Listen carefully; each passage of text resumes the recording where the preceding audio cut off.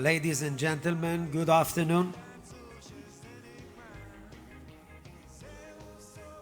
Thank you all for joining this year's John Gandel Symposium on the Middle East.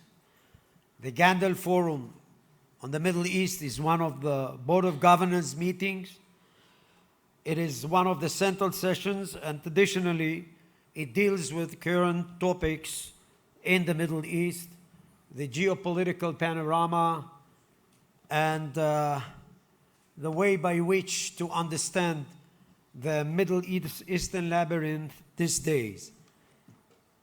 I would like to thank you all for being here with us today. We, of course, appreciate your continued support and thank you for being true and pure friends of Tel Aviv University. What we're going to do today is, as I said before, to talk a little bit about our ever-changing region. With some introductory remarks, will try actually to deliver the way we understand the situation or the changing situation, changing circumstances in the region. And I have sort of a PowerPoint by which to just put some teeth into it, try to explain actually where the unique aspects that should be dealt with are, and of course, trying to assess where to from here. Basically, 2023 is a very tricky year because what we do see in the Middle East is sort of contrasting visions. On the one hand, one should definitely take into account that the Middle East is being affected by what's going on or by the changes in the global arena. This is not kind of a slogan anymore. When we say America first, it means that some of the players in the Middle East,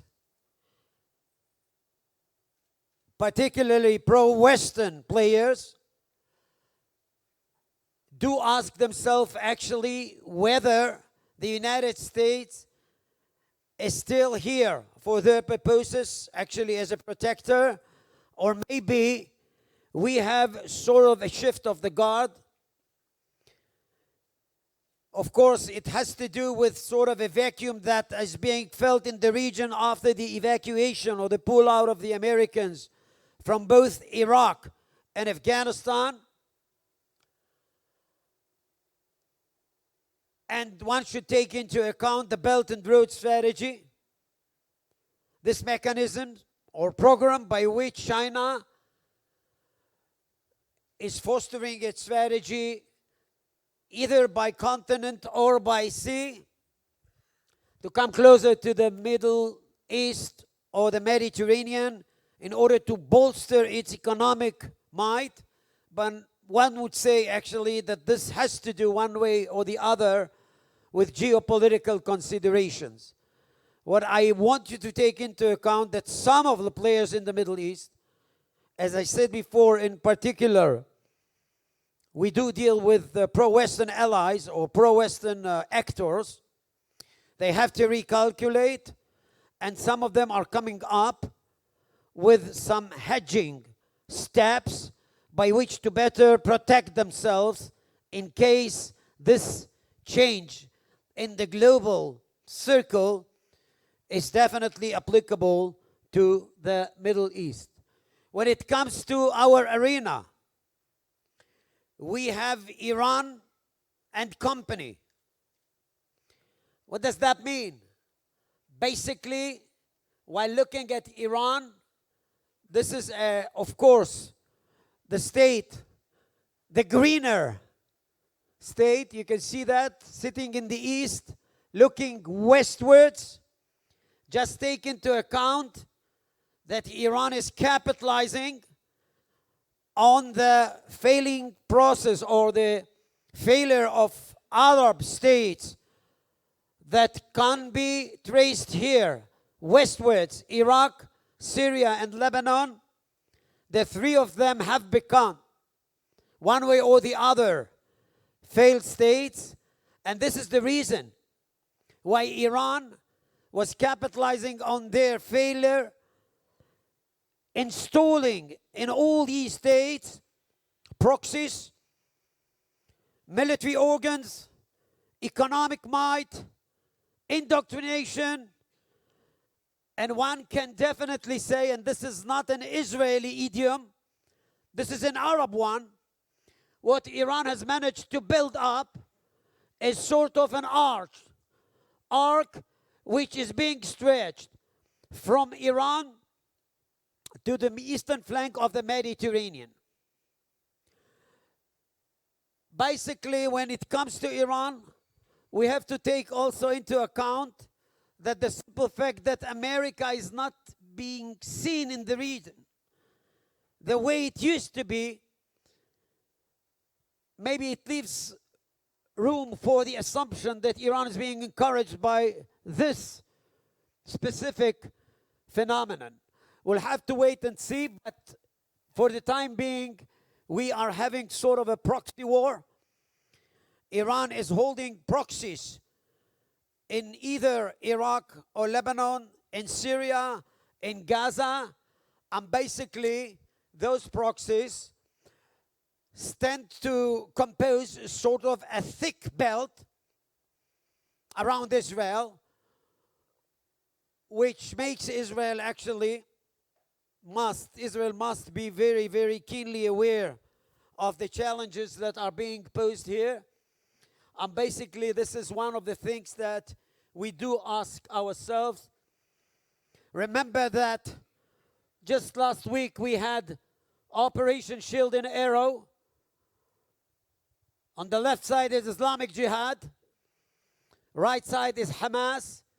Both of them are to be found in Gaza. Hamas has practiced the art of fence sitting, and Israel actually differentiated Hamas and Islamic Jihad and directly had sort of a war with Islamic Jihad. Of course, when we look at that,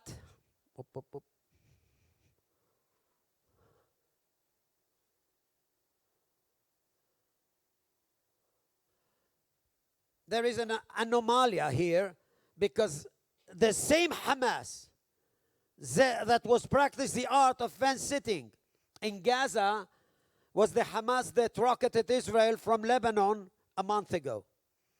So basically there is sort of a paradox here, and Israel is still trying actually to find out what the best tactics that could be or should be used in order to better cope with all these challenges. This is a real challenge. Israel is strong, highly professional when it comes to military technology. It was proved last week. But still, because of the changing panorama, because Iran is trying actually to bolster its presence in the Yemen, in the region, via the proxies, we are getting kind of a pressure belt, which is getting closer to Israel, and Israel would have to just foster a strategy by which to deal with it sooner or later. It has to take a decision how actually to break this vicious circle. I'm not sure that we have a full-scale strategy for that, but this is definitely a challenge. Look at Turkey. One of the main questions in the Middle East since the beginning of the 20th century is coming to the fore. One would say that this is applicable also for Israel, which is basically a Middle Eastern state. Actually, last year stands to prove that. What comes first? Religion or state? This guy, Erdogan in Turkey, in the recent 2 decades, came up with a U-turn by which to leave behind the secular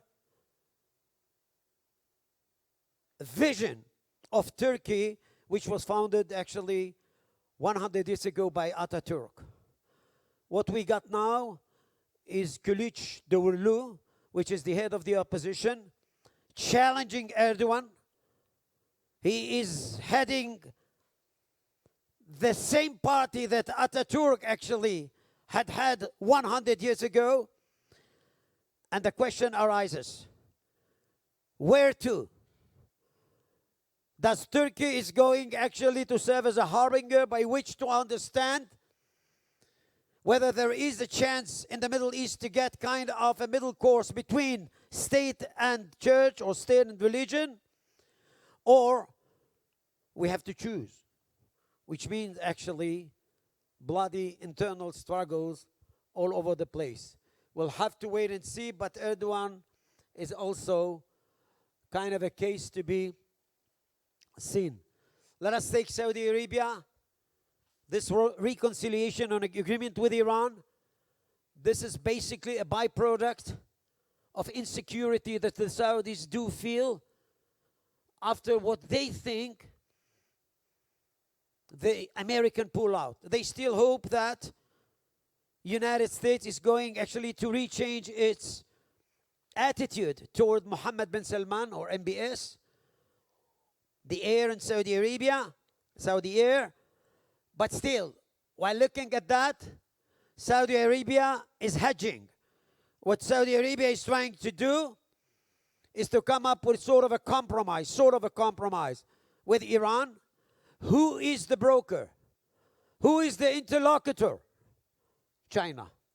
For the first time, Gulf politics are being run by China, which means that China is developing sort of a growing appetite by which to deal with diplomatic, maybe some geopolitical issues in this region.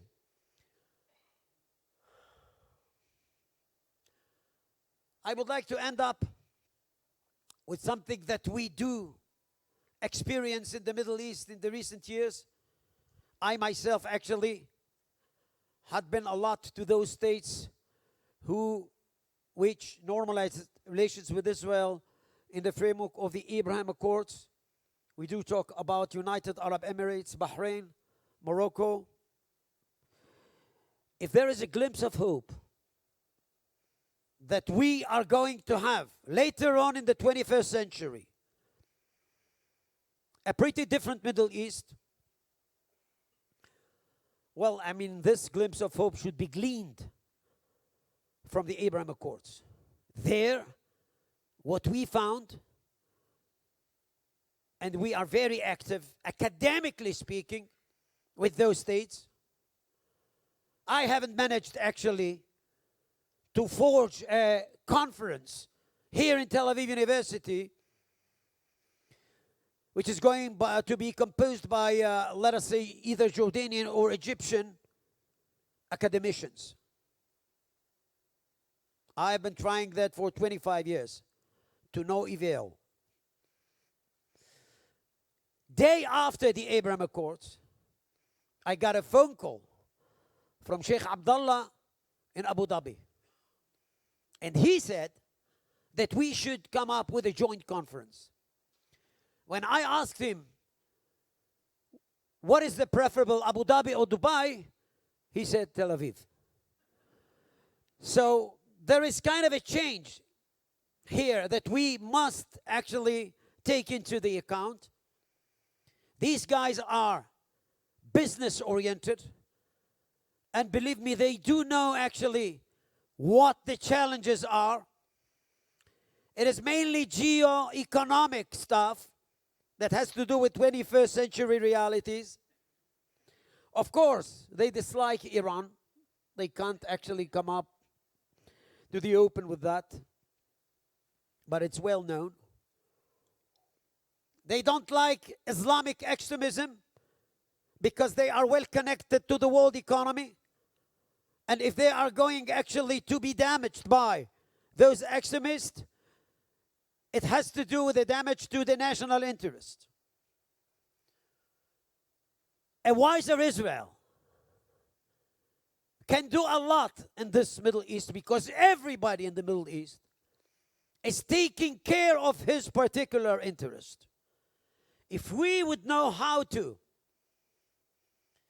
tie up the loose ends, connect our abilities to his or her needs, and vice versa, we're going to have a great future. Because everybody is needy in the Middle East. Militarily speaking, economically speaking, and definitely when it comes to the 21st century and the challenges of Mother Nature. This is very, very applicable to all these states that I mentioned before. So we have two, as I said before, contrasting visions.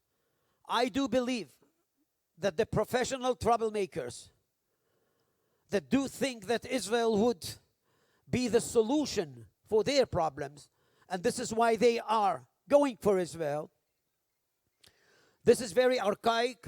It has to do with 20th century realities, and in my opinion, it will be changed actually in the coming decades, because the other stuff is going to come to the fore and make or force, I would say, states to recalculate and to tip or tilt toward the notion of the Abraham Accords. Of course, it has to do with Israel. We have a lot to do in the Middle East, a lot to do. And what we are trying to do here in Tel Aviv University is to build up or to compose kind of an agenda that would be very applicable to Israel and the Middle East in 21st century. Thank you for your support, because we are able to do that day and night, because this is very, very demanding thing, and challenges are really here. But I'll stop here. I would like actually to call upon Mr. Tamir Pardo, our guest speaker today. Mr. Pardo was or is the former head of the Mossad. I know that he could definitely enrich us with very, very illuminating insights. And without further ado, Tamir, please. Thank you. Thank you very much. Don't be so sure about it. My name is Tamir Pardo. First of all, I would like to thank you all by being invited here. It's quite challenging trying to talk here for coming 20 minutes in this gorgeous audience. I was the director of the Mossad until 2016. I served for 43 years, starting in the army, and then 35 years in the Mossad. I'm not an expert on the Middle East. Well, you know, someone asked me, try to describe me what is running a Mossad as being a director and serving there for 35 years. So I said, running a Mossad is actually running thousands of startups on any moment.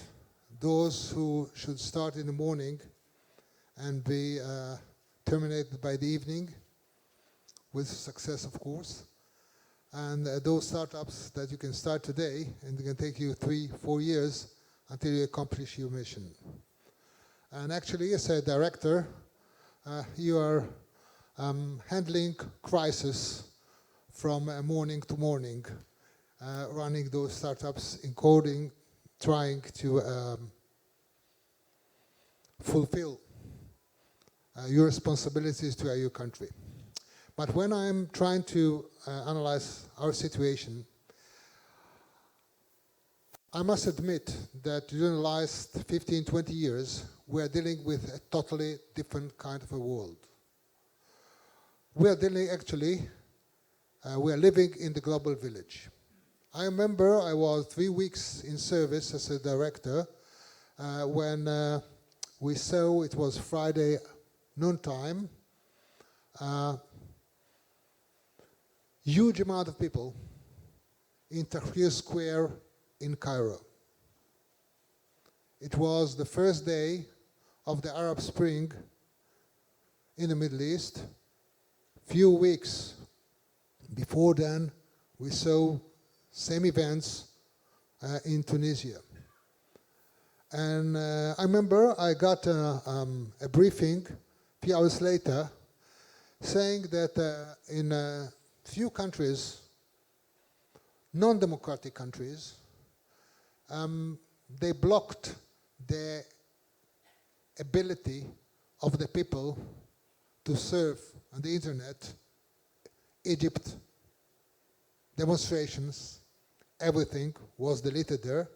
No one in those countries could find what's happening in Egypt. And I asked myself, how come? We're talking about China, for instance. Why they did it? Years later, after we saw ISIS playing their game in the field, there was an understanding. And I remember discussions with partners, directors of Mossad institutions all over the world, intelligence communities, that actually we are living in a totally different world. It's not enough to discuss the geopolitical situation in the Middle East. Because today, if there's demonstrations somewhere in a remote place in the world, within minutes, it's everywhere. And we saw implications of riots in Egypt, in demonstrations all over the world those days, for the same reason. Because people went out from their home because they suffered from the same problems. They didn't have enough money to support their own families. They were in a miserable situation because corruption and misunderstanding of the leadership wherever they were. As time was passing, we saw that actually it's a totally different world, and decisions that should be taken were not like we did in the past, that Israel, we have Egypt, okay, before 77, we have Syria, we have Lebanon, we have Jordan, and actually it was 90% of the job to give an assessment on a bilateral situation. Think what happened in 2007, for instance. I was then deputy director of the Mossad, and we found out the North Korean reactor in Syria. What was this reactor? It was not a Syrian one. It was a North Korean one. In all Syria, I guess that less than 5 people knew about it. And for several years, it was a turnkey project that was built totally by North Korean. Not even one worker was a Syrian one. What does it mean? Think about the United States of America. Their prime challenge those days was North Korea. They knew nothing about it. Think about South Korea. They knew nothing about it. And for years, ships with equipment and manpower traveled all the way from North Korea to Syria, bringing people, all the components they needed to build the reactor. This was the first time ever that someone tried to build a reactor as a turnkey project without the involvement of the host.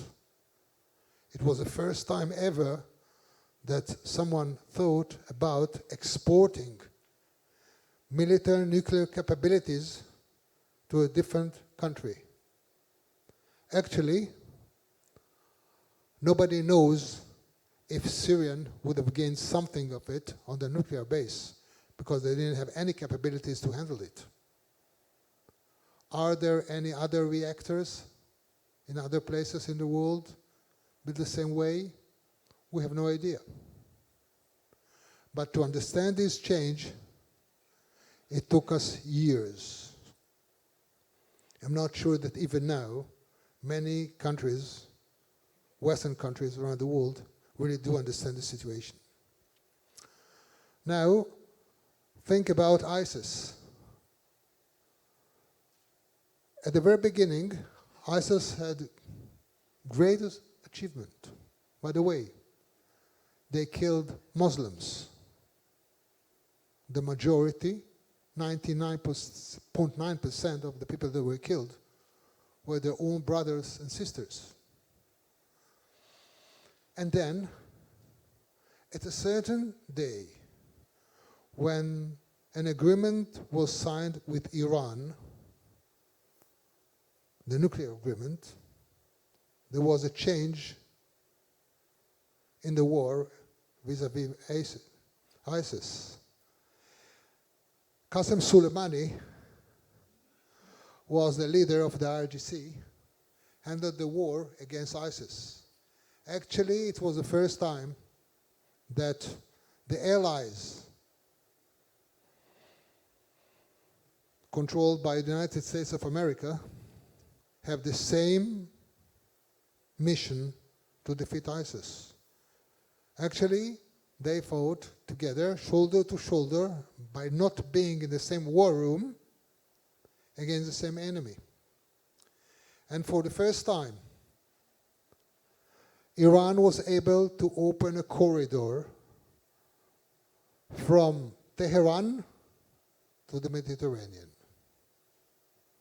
imposing, let's say, deployed bases in Iraq, opening the door in Syria by fighting ISIS, and we see the results today. So we are talking with Iran. Iran, from my point of view, is a great winner of the war that the Middle East suffered from until 5 years ago, vis-à-vis against ISIS. They are there. So we're not talking about Iran that is only developing a nuclear weapon. They are the major power here in the Middle East.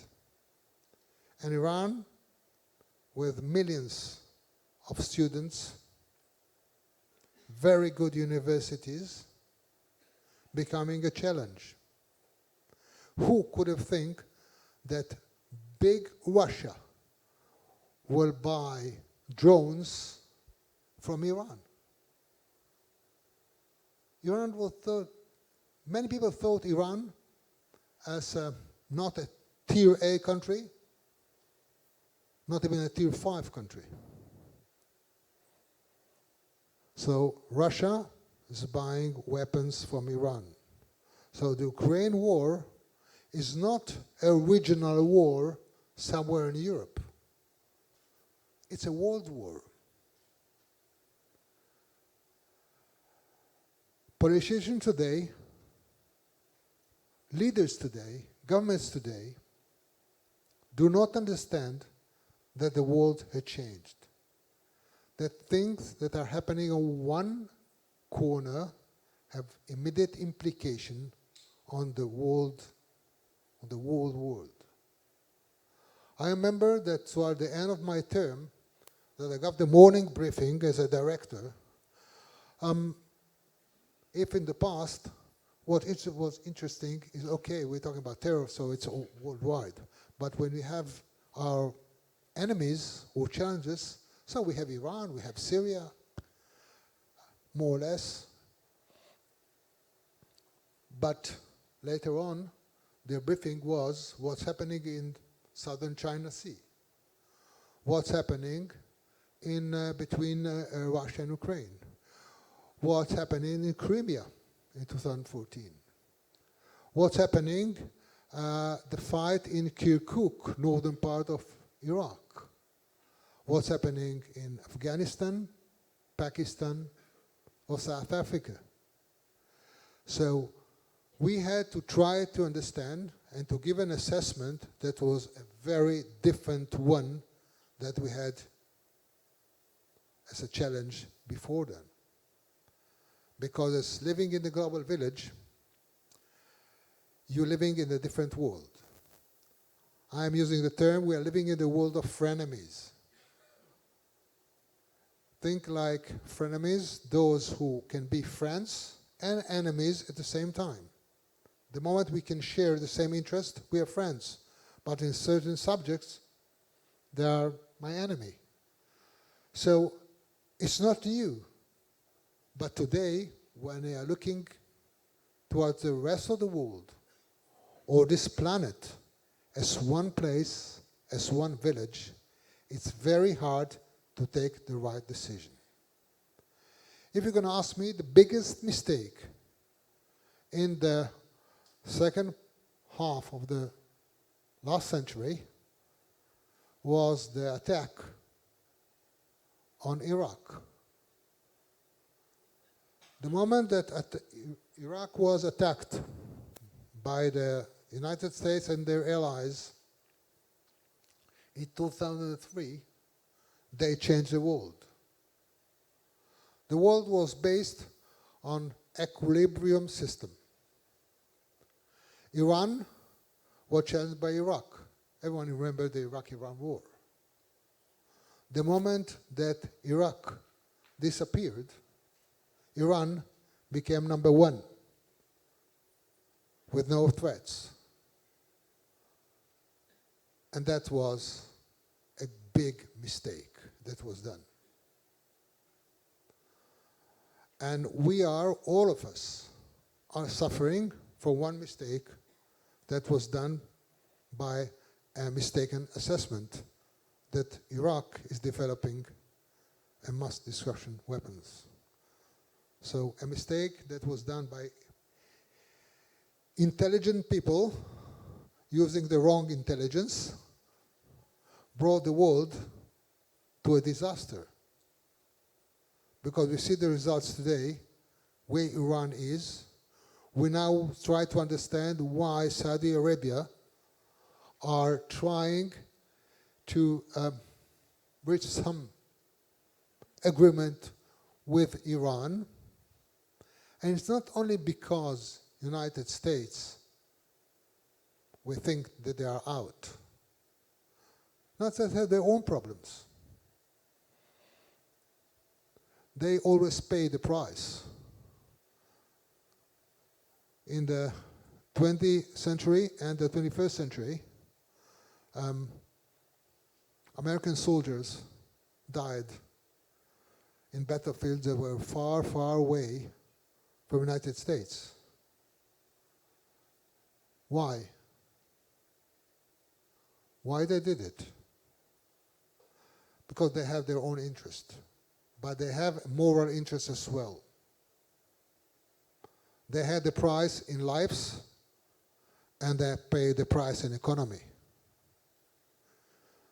The amount of money that they spent in those wars in Iraq and Afghanistan brought the American economy to, well, I put it, a very difficult point. So when we are thinking today about the situation in the world, we must understand it's a very complicated one, and we need real leaders, but there are none. unfortunately. Thank you.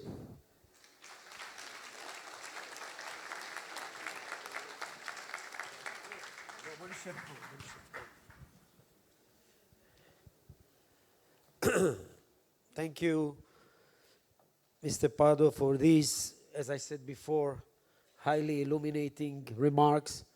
And, you know, we're going to open the floor for some sort of a short Q&A discussion. If you have comments, questions, please come up with that. But maybe before, let me just ask you, considering the situation in Israel, sort of an upheaval, to what extent you would connect that to sort of outside threats or security threats from the out?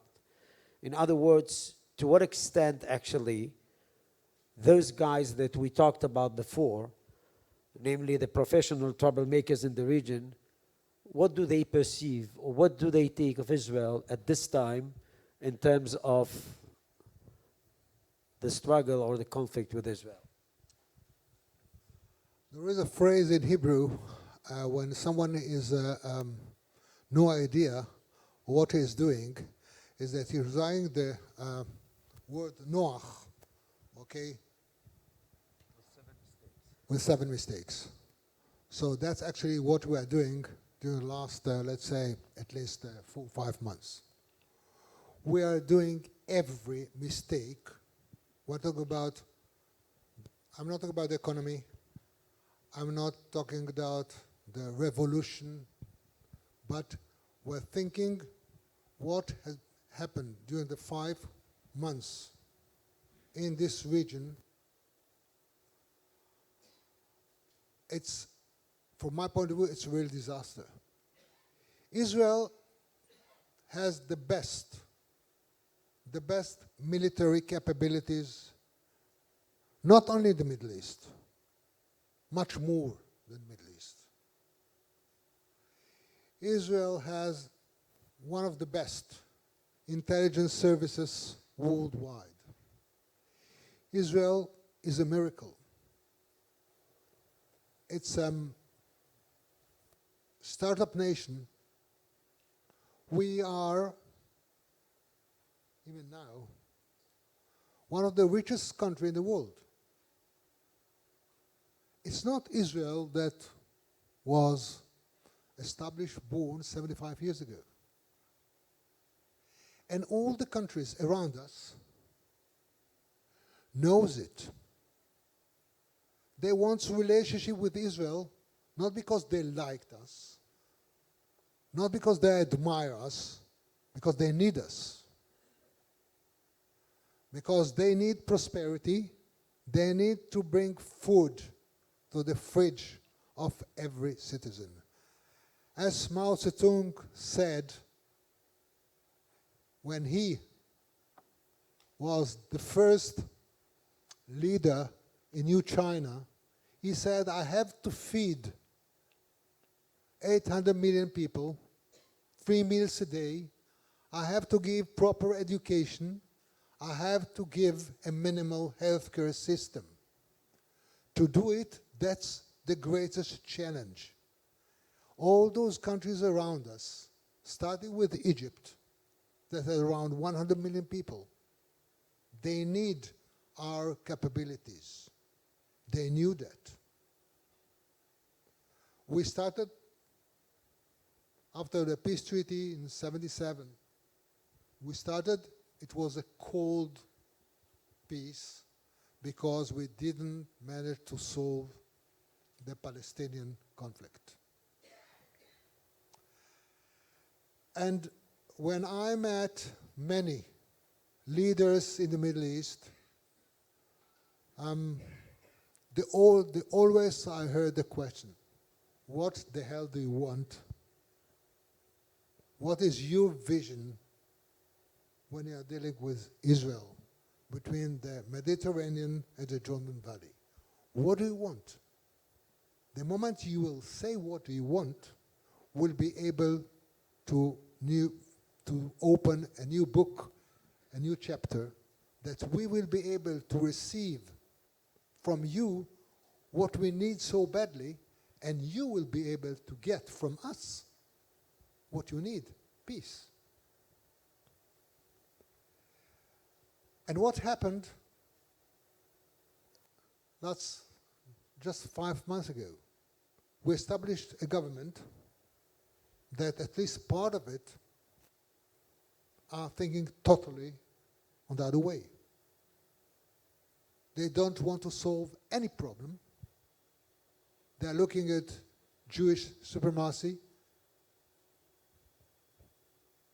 And in a minute, we saw, try to remember, our Prime Minister was not invited yet to those countries that he was the sponsor of the Abraham Accord. Just this morning, I read on the paper that in Bahrain, that I know them very well, the Crown Prince abolished all the reforms in the education system that try to show Israel as, let's say, as we are human beings and we are on the right side of the moon. They went back to those days before the Abraham Accord. Our Prime Minister was not invited to the Emirates. He talked about opening a new relationship with Saudi Arabia. It never happened. On the contrary, even with Russia, that we have some kind of decent relationship, no more. So we see now a new axis. We see Iran, Russia, Syria, Jordan, Hezbollah, the Hamas. It's quite an unpleasant one. We see what the Chinese are doing in the Emirates. It is connected to what's happening here in Tel Aviv. As I said previously, we are living in a global village. Things that are happening here got immediate implication all over the world. Even we're so small, but we are quite significant power in the region. Thank you. Any questions? Ariel, please. Thank you, Tamir. Really interesting. I want to ask a question with two parts related to each other. And the question is under the inspiration of your example of the war against Iraq. Right, you say that it was a terrible mistake because by doing it, kind of a counter force against Iran actually disappeared from the region. So the question I want to ask you is this. I'm sure that there are very clever people, either in US or in Israel, thinking about how to strengthen forces in different areas in order to replace Iraq in terms of being a counter force to Iran. You can think about Kuwait, Saudi Arabia, and maybe other forces. So this is the first part of the question. So it was a terrible mistake. I'm sure that many people would agree with you. And my question is whether you think that there are some possible solutions in order to, reach the equilibrium, although in a different way, and the equilibrium that has been infringed. The second part of the question, which seems to be unrelated, but it's still related to the idea of a global village. So think about the war that you have mentioned related to between Ukraine and Russia. So I wonder, something I haven't thought before, but under the inspiration of your argument, do you think that there are beneficiaries other than Russia? Well, I don't know if Russia is a beneficiary, but third-party beneficiaries to the war between Ukraine and Russia? And if there are such beneficiaries, what does it imply in terms of those others who want somehow to make this war coming to an end? So are there any beneficiaries to this war? To the second one is Iran and China. Okay, they are, China is getting, let's say, many benefits by weakening Russia and putting Russia in such a situation. Okay, the weakness of Russia is great achievement now to China. Iran, okay, we said it before. And we must understand, I think that you, Professor, knows much better than I do. When talking about Iraq, Syria, and many countries in the Middle East, they are in many ways artificial states. So Saddam Hussein, even though he was a bitter enemy, and he was quite an interesting lunatic, he managed to glue together, using the iron fist, Iraq. As in Iraq, we know majority are Shias. We have the Jews, we have the Sunnis, we have within the Shia some fractions, we have within the Sunni many fractions and tribes that usually they liked very much to kill each other for decades.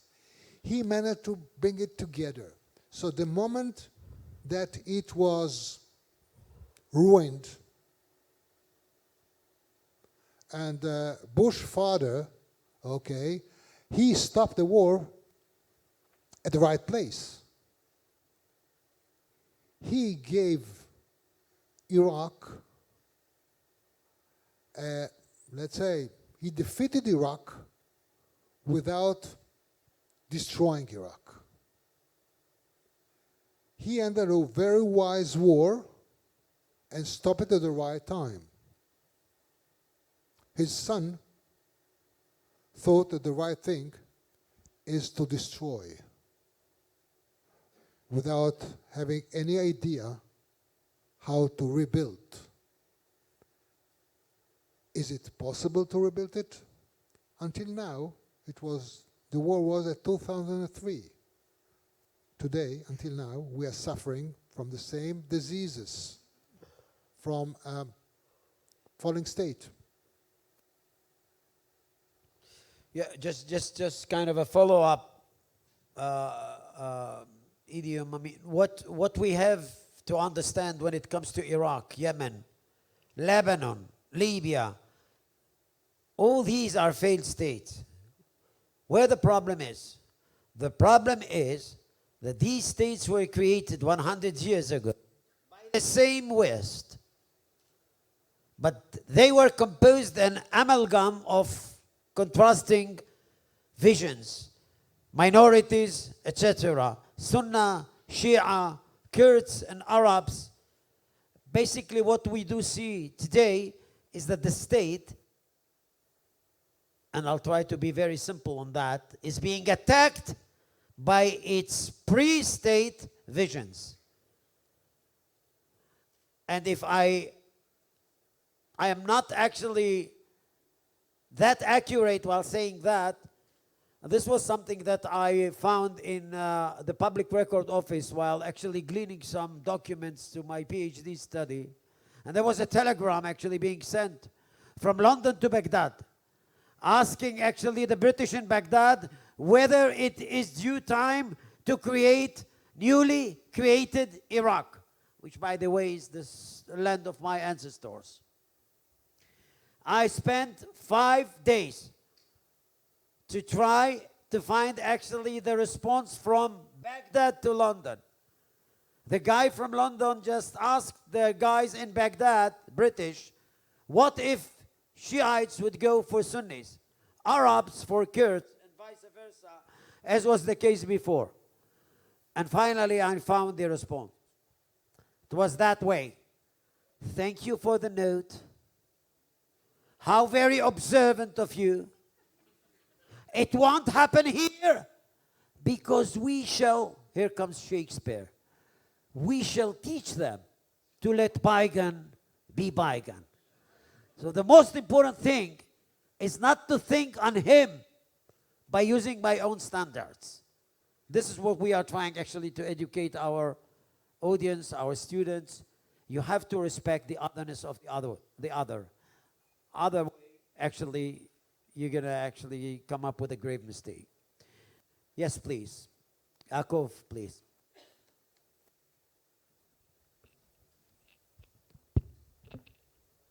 Thank you very much. I'd like to take you back to your final remarks, namely about the last several months here in Israel. Many of us are baffled to explain what's going on. I wonder, is it lack of information on the part of those who take actions, in which case the answer is give them the information?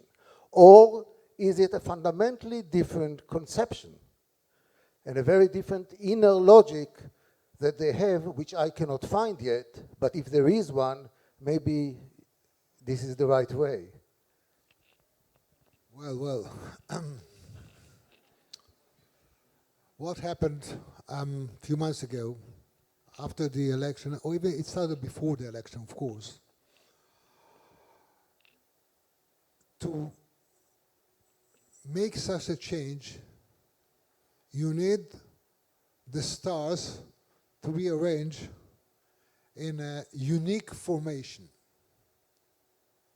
We have in our coalition a group that for some reasons were able to create that coalition. I'm going to start with our Prime Minister, Likud Party. We know for a very long time he is running his trial.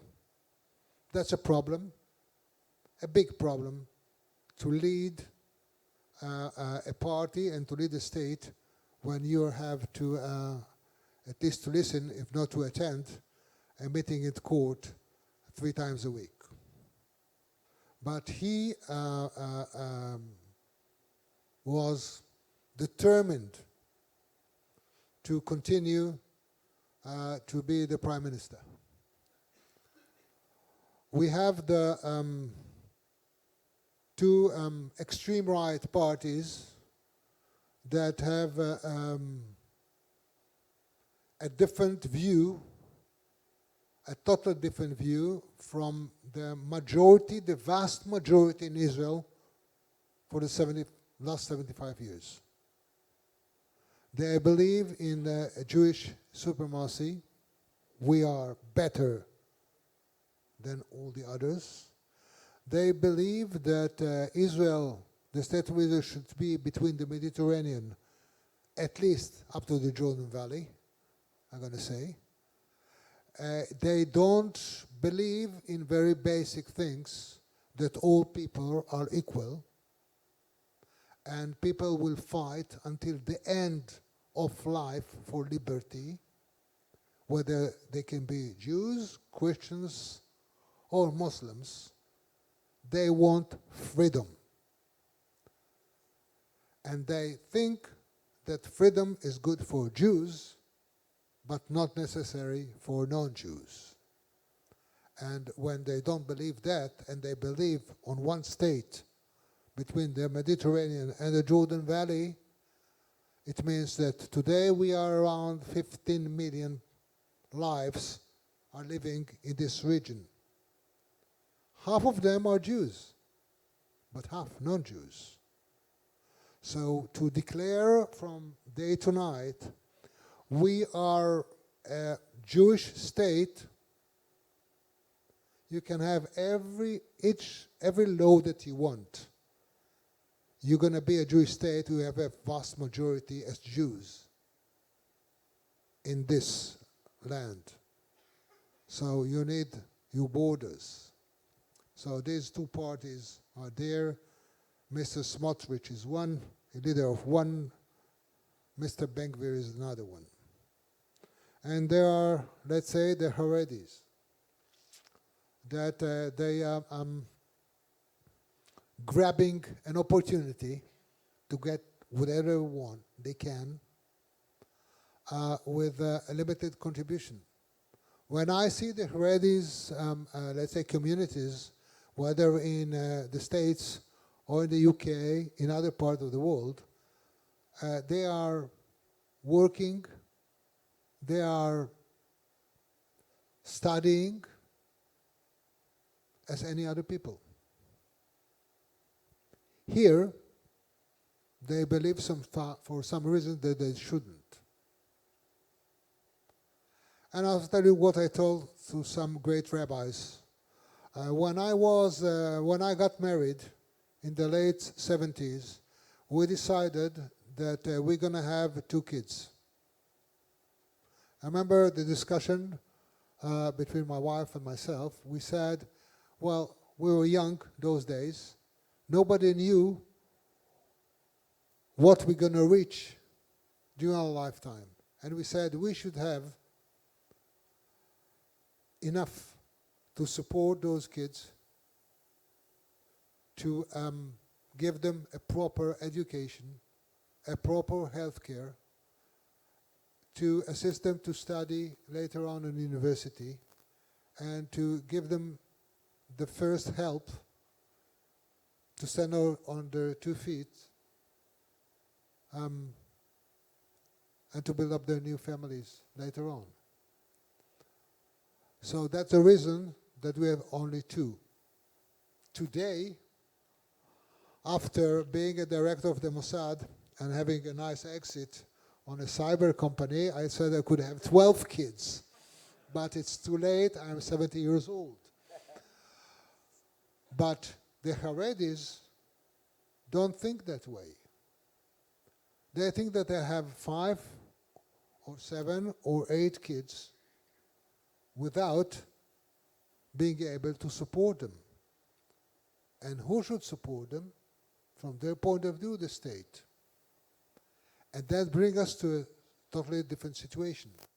So when we're discussing the budget, the coming budget today, we can see an abnormal amount of money that is given to them, shut up money, I'm going to call it, and they will get what they need, and they will support the government. Okay, so the first day that I saw the agreement that was signed by Prime Minister Netanyahu and Mr. Yariv Levin and all the leaders of the coalition, I said that it was before Mr. Yariv Levin stated about the reform or the revolution. It was weeks before.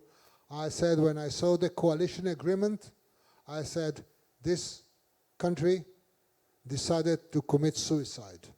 I said, if I was, when I was a director of the Mossad, I would have seen something that happening in Iran. I would have said to my prime minister, we don't invest any cent on Iran. They are ruining themselves, they are killing themselves, leave everything aside. So then, on top of it, we saw that revolution. We don't have to elaborate more, aren't we? Okay, so I think that what we should do is just to take 3 in a row, and you'll just wrap up this whole thing, tie up the loose ends, and that would be the last remark. 1, 2, 3, please. Yes.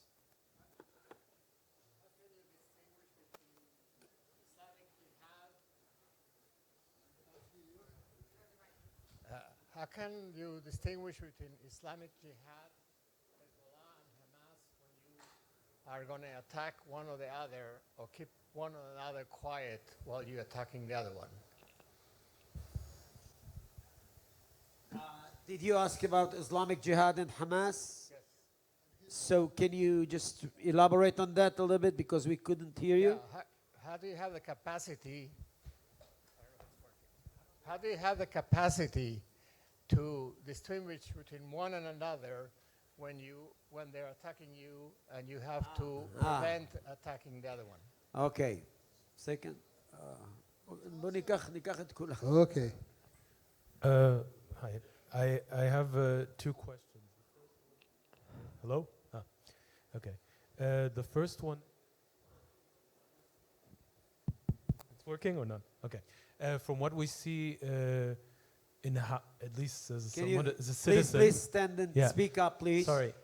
As a citizen, first of all, what I see mainly is Israel is sort of reacting and pricking Iran, but not changing its trajectory.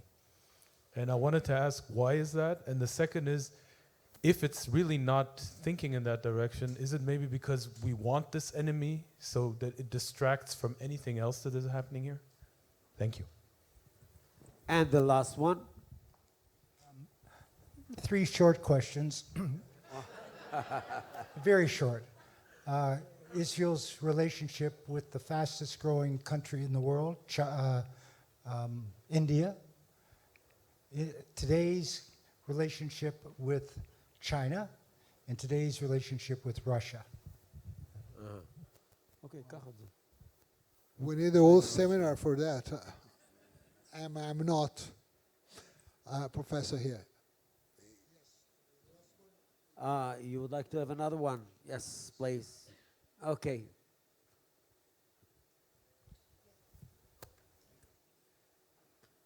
Good afternoon. Thank you very much for all that.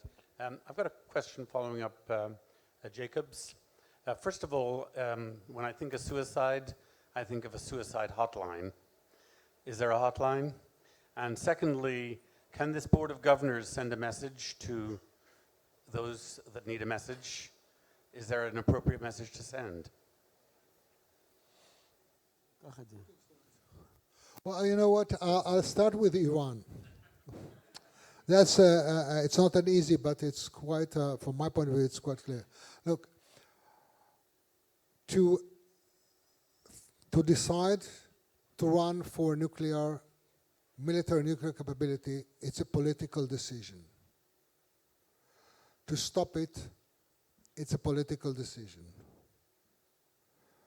You are unable, if you want to stop it, you can do it by there are three major options. One, to do what the United States did in Iraq. Let's forget it. Okay, it will never happen. Second option, that will find ourselves with a much better regime. That a changement of a regime in Iran will take place when the Iranians will decide it. It will never happen with someone from outside Iran. Okay, there's no way. And when it will happen, I don't know. It can happen tomorrow, but it can happen 50 years from now. Nobody knows. It's very hard to predict. And the third thing is what we did, and not only us, try to slow down the run for nuclear. And that was done for 3 decades. According to Iran plans, by 1997 or 8, they should have few bombs, nuke bombs, in their hands. Until today, they don't. And they don't because of the efforts that was done. We must understand, Iran has no border with Israel. There's only one country in the world that can handle a war when the enemy has no direct border with it. It's the United States. And even the United States never did it alone. They needed allies. So to solve the Iranian problems, to really solve it, can't be done alone by Israel. Israel with the best IDF, Israel can run an Entebbe raid. One shot, solving problem. The nuke problem in Iran is not Entebbe. The nuke problem in Iran is not Uzi Rabi in Iraq, in Baghdad, nor the Deir Azor nuclear reactor in Syria. It spread all around Iran, much more difficult, and should be done with efforts of many countries. So that we must understand it. And when you think about options, about strategy, you have to think about that. But I always remember what Mr. Henry Kissinger said. Israel has no foreign policy, only inter one. About the... Look, Hodu, India will become quite soon, is already, I'm going to say, chasing China. But China is still on a lead. I believe that in the coming future, India will play much more, a major role also in the Middle East. But for the moment, unlike China, that are trying, as you saw just an hour ago, India is still trying to solve their problem within the Indian border. They are not trying to export their visions as China is doing. Because for the moment, China is the only one that do understand that in order to reach their goals, and the goals is not imperialism, the goals are the same Mao Zedong, to feed all Chinese, to give them proper health and proper education. In order to do that, they need the Chinese belt. It will come to India as well, but it's going to take much more time before India will make a move, and then it will turn out a very interesting world. Well, we are running out of time. I'll personally actually deal with the Islamic Jihad Hamas with you after the session. I just want to say one thing. You have mentioned actually Mao Zedong.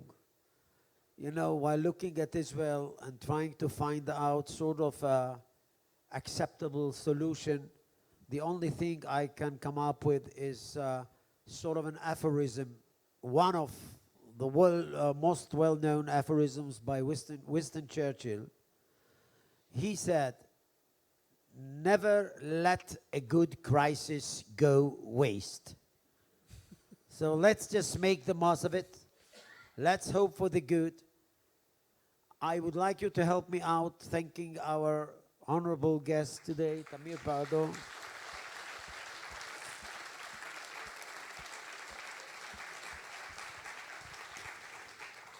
Thank you so much. Enjoy your stay in Tel Aviv University in Israel. Thank you and see you in